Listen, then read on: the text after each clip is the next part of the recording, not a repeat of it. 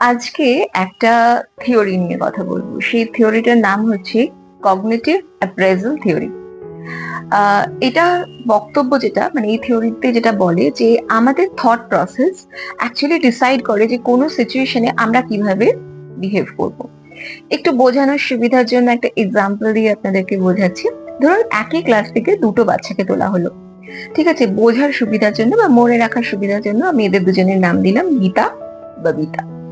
তো যখন গীতাকে বলা হলো যে after assembly you will go to stage and you will say something about this topic. তো ওর কি হলো, ওর হাতের তালু ঘামতে শুরু করলো, পা ঠক ঠক করে কাঁপছে, ওর মধ্যে একটা প্রচন্ড রকম অ্যাংজাইটি কাজ করা শুরু করলো।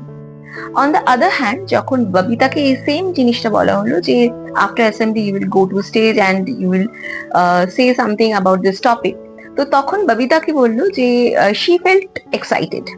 ঠিক আছে, ও বললো যে finally this is my chance. তো ওর মধ্যে একটা এক্সাইটমেন্ট দেখতে পাওয়া গেল। তাহলে